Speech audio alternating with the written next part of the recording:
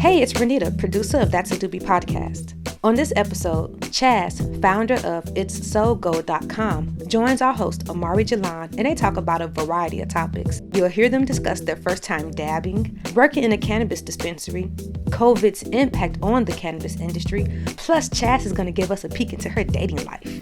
All right, grab your libation and let's jump into this. Here we go. What's up, Chaz? What's happening? How you doing today? I'm good. How are you?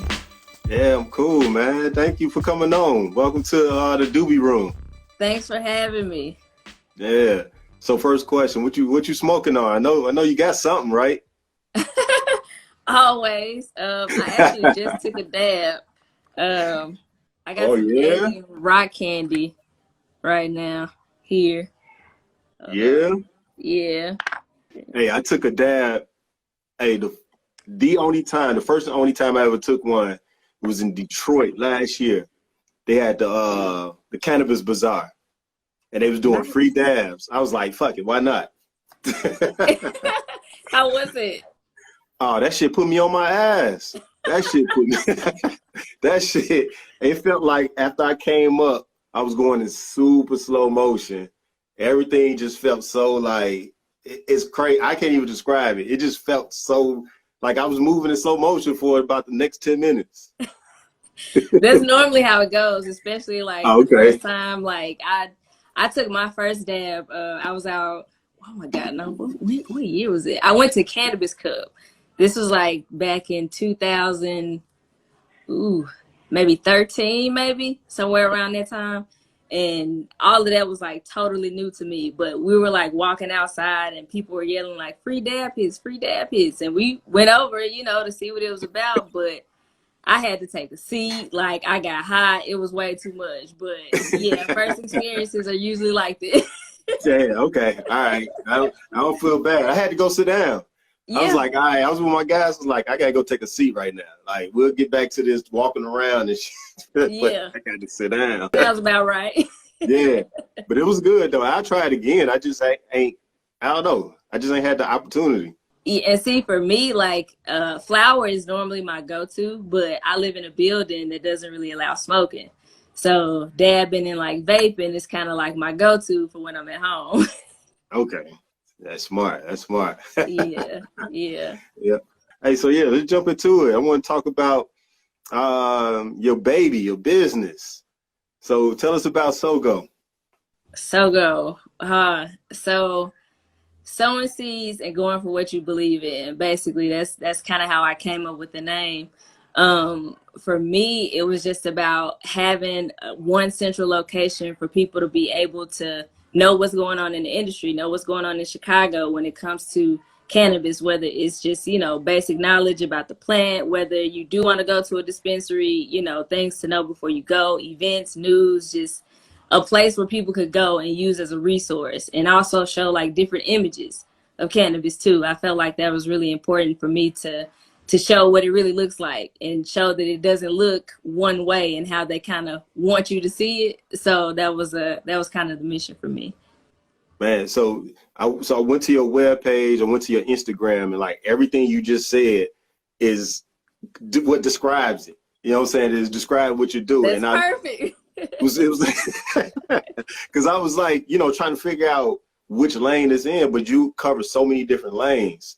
What you do, and I love it. Like, it's a one-stop resource for cannabis. I love it. I love what you're doing. So what was your inspiration behind it? Working in the industry, honestly, and just talking to so many different people every day. I mean, cannabis is universal. So you have to understand, like, everybody's doing it. People probably smoking more than they ever have this year alone. So right. It's just, just seeing and talking to so many different people and just having that experience. It was just like, people need to see this. People need to know. So, that I think that's probably what really inspired me, just talking to so many different people. Man, but you doing a damn thing. Like, seriously. Like, I bookmarked you on my browser. Oh, thank you. Because like, I saw events that I missed I was like, that's something I could have attended, something I could have checked out. So Yeah. So I got to check your page out for sure. Yeah, for sure. And of course, if COVID wasn't happening, there would be like so many events happening this year in Chicago. Just would have been like the first year of like recreational. So everything's virtual, but there's still stuff going on. And just like you said, like people need to know about it. So yeah. So out of all the lanes that you're covering, what's your favorite aspect? My favorite? Probably, I would have to just say the people. Again, just the images, because I see the posters and like the ads and stuff like that and what they look like, and I'm like, no, you can't do that. Like, so just being able to have real people who have real stories, who use cannabis for so many different reasons, I feel like that's important. And for me, it's just continuing to show that image of what it looks like, whether it's a child who's using it for seizures or whatever the case may be, or an 80-year-old who's trying it for the first time. Like, you see what it looks like, start to normalize cannabis and the many uses of it. Yeah. And you know what? Like, we on the same wavelength, because I was hoping that you was going to say that was your favorite, because that was my favorite too, because it's the same as you. Like, I'm big on wanting it to be more normalized than the stigma that's always stuck to it. So like seeing the people on your videos, like they don't look like who they try to portray smokers as. You know what I'm saying? So exactly. And that's what I loved about seeing, especially on your Instagram, all those photos, even the quote from saying he smoked over dope. Like, why you put weed in the same category as dope and narcotics and all that. Like, Louis Armstrong. Louis Armstrong, yeah. Yeah, and that's real. It's like, you can't put it there. Like, this is actually helping people. This is healing people. Like, I've seen it. And I feel like I probably wouldn't even honestly have like this perspective if I didn't see it for myself, because those aren't the things that you always see when it comes to the conversation about cannabis. Yeah. So, it's important for people to see that and know that, like, this is really like helping some people. Yeah, it's helping a lot of people. Mm-hmm. We got a question. Since we are your company, is running a website and brand as time consuming as I hear it is? Yes. Yes, it is. Between me, like, having my regular job, like when I'm off work, like, you can probably ask my coworkers, like, sometimes I'm just at work, like, just to like keep up with it, because it's cannabis and it's growing so fast, it's moving so fast. So just trying to like stay on top of everything that's happening, like, trying to stay relevant, and also kind of getting people to participate, because all of those people that you see on my page, like, those are real people. Some of them I don't know, and some of them were just like, hey, I want to be a part of this. And it's like, cool, come on. Like, so just trying to like keep up with everything. It's time consuming, but I feel like it's definitely worth it for sure. Okay. So speaking of your job, your 9 to 5 or whatever your hours are. Yeah. So what's your role and how do you like working in a dispensary? So I'm a manager at a medical shop here in Chicago. I love it. I mean, it has its days for sure, just like any other job. But it's different because I'm talking about cannabis all day long. So, you get to work with like-minded people. You get to, you come up with these ideas and these different things. And again, you get to talk to these patients. You're talking to people who might come in who've never tried it before. And sometimes those are like the best people to talk to, because it's like, you're teaching, you're educating them, and you want them to have a good experience, because, you want them to come back. You want them to be like, hey, I tried this, it worked for me, it did work for me. But it's fun, it's interesting for sure. I don't get to see a lot of people that look like me. That's the unfortunate part about it. But it's fun. It's fun for sure. Okay. So one thing I've been hearing about the industry, as far as the dispensary side, that there's a lot of turnover. So is that true? Like a lot of turnover in positions? Yeah, I can see that. Not at my shop specifically, but I have heard that as well. This year, cannabis was deemed essential. So now you got to look at it that way. Now, bud tenders are essential workers. So, you have to take care of your people regardless of what field you're in. And if you're not doing it, I mean, people are having to work these crazy long hours, like just ridiculous things that I've heard that's happening at some of these dispensaries. So I can see it being a high turnover, but I can also, it's a really popular position. So regardless of sometimes the conditions that you may have to work in or whatever, like people still want to do it just to get their foot in the door, just to, work in the industry. So there's some downsides to it for sure. Yeah. Okay. So what is something like if I wanted to get into bud tending or just working in a dispensary, what's something I should know before going into it and saying I don't like it after a few months? Definitely, I would say have some patience because again, it's customer service. You're dealing with people.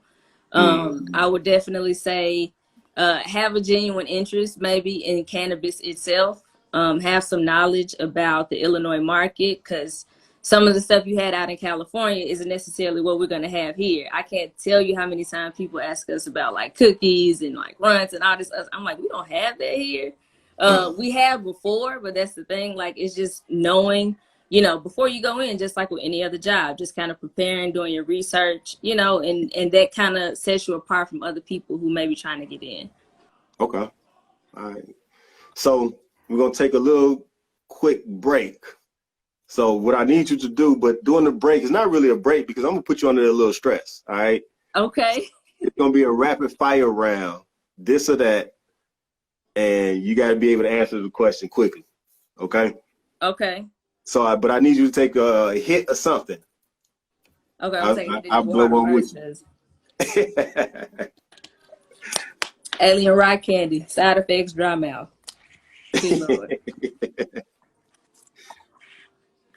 All right, so what are you smoking on? Oh man, I went to the dispensary last week and I got it was called Rollins. It's a sativa. Sativa. Okay. Yeah. I'm an indica girl myself. Yeah. What you like more about the indica? I'm a pretty chill person in general, but just to be able to relax and just kind of chill. I like the body high a little bit more than I like the head high that you get from like a lot of sativas. Yeah. So I'm more with the chill strains for sure. Okay. This is my got a chrome dome here. It's kind of like it's a nectar collector or electric nectar collector. This company is actually here in Chicago, which is pretty dope. I've never seen that before. Some interesting stuff out there for sure. For sure. The game had changed. So you from the city, born and raised? Actually, no, I'm from Memphis. You from Memphis? I hear the twang. I hear that. I hear the Memphis twang. Okay, that makes sense. I've been in Chicago since I was 19, so about 11, 12 years now, I think. So what brought you here? Initially school. I went to Columbia. I have family here too, but I moved here for school and kind of like fell in love with Chicago. So this is home. All right, I got family in Memphis. You know what I'm saying? So I've been there a few times. Nice. Hill Street, crazy. Gotta love it. Love it. Hey, it's experience like nowhere else. For sure. Yeah. Hey, but I can say the same about Chicago too. Like it's happening for sure. Like I definitely appreciate the lessons learned in Chicago for sure. Like this is a place that's definitely teaches you how to hustle. I think Memphis is a place like grinding is something that's what the Grizzlies say all the time, like the grind, Memphis grind. But you just gotta stay on top of it. And this is kind of a place it's sped up. Everything down south is slowed down. So coming up here, it's like even walking. You gotta walk faster. You gotta walk fast. Get the fuck out the way. Exactly. Did you get used to the winters yet? That first one was the hardest. Every day and going to school like downtown, like walking to class and stuff, I used to be like, how? How? I was like, I'm leaving. But I made it, and now, you know, I know how to prepare, I know how to dress for it, so yeah. Yes, you're still here. Thanks for staying with us. And when you have a moment, go check out Chaz's website. It'sSowGo.com. That's It'sSowGo.com to see what's going on in the industry. She has some really nice content over there, and I think you'll really enjoy it. All right, let's see how Chaz performs under this pressure in Omari Jalan's rapid fire round. So here we go. We're going to start the rapid fire round. So now I'm going to put you on the spot a little bit about Chicago, okay? Ooh, okay. I don't know what side you stand on, but south side or west side? South side. Outside. You better have said south side. I would have to turn this thing off. Absolutely. Okay. Socks or Cubs? Socks. Thank you. Okay. All right. You smart. All right. So here we go. We're going to go Chi-Town foods. Ooh, the big debate. Harold's or Uncle Remus? Harold's. Yes. So I knew it was something about you. All right. Giordano's or Lou Malnati's? Ooh. Now, see, that's tough because I like Italian Fiesta, but if I had to choose between those two, I'd probably go Giordano's. Yeah, definitely my favorite. All right, roll or bowl? Roll. Okay. All right, did you watch any of the verses this summer or throughout this year? I did. I definitely did. Here we go. Okay. You ready? Okay. Brandy or Monica? Who won? Monica. Okay. Gucci or Jeezy? Who won? Oh. You on the spot. Everybody gonna see this. Right. I'm like, oh, Jesus. I gotta go. As far as like actually winning, I guess Jeezy, but I really, really rock with Gucci. Good answer. I like how you played the line right there. All right. So last question. All right. So on a date, would you rather go paint and puff, or I gotta find a good one with this, but like just smoke and go to the movie, or stay in for a movie? Stay in. Yeah. Okay. So you don't have to worry about the smell and people complaining about nothing. Like you can just chill and stay in your element. I like that. You're right. You're absolutely right. You definitely in your element. You're right. All right. So how important to you is it that your mate smokes too? It's interesting because most of the guys that I've dated don't really smoke. So it's not necessarily a deal breaker if he doesn't, but I would prefer if he did, because you know we'd have something in common and you wouldn't be like looking at me crazy when I'm smoking. So you know I would prefer that. They sure be like, damn, you smoking again? Right. It'd be like, oh, the slightest thing I do something wrong. Oh, it's because you high. It's like, no, like, hey, I didn't make a mistake. Like, come on now. Ridiculous. All right, so would it be a deal breaker? Like if you was dating this guy and he had 9 out of 10, except for that one, he didn't smoke. You gotta roll with that 9. Okay. Yeah. All right. It's hard out here. You gotta roll with somebody that's got 9. You gotta roll with it. I feel you. All right, so this has been a crazy ass year. So what are your thoughts on the impact of COVID and what's been happening with the cannabis industry? Sales are going up more and more every month. Again, people are at home. Yeah, people are stressed, people are depressed, people are just going through, and some people just want to like take their mind away from it for a minute, and that's okay. That's okay to do that, and people got to understand it's okay to do that. But just with as far as the industry goes, like that changed so fast. Like at one point it was a no-no to take money and products outside of the building. Now all of a sudden we're essential and it's COVID. There's curbside. I can bring it to your car. Now we can do everything outside. So it's like it changes so fast like that. But it's made a huge difference for sure. But people are definitely smoking.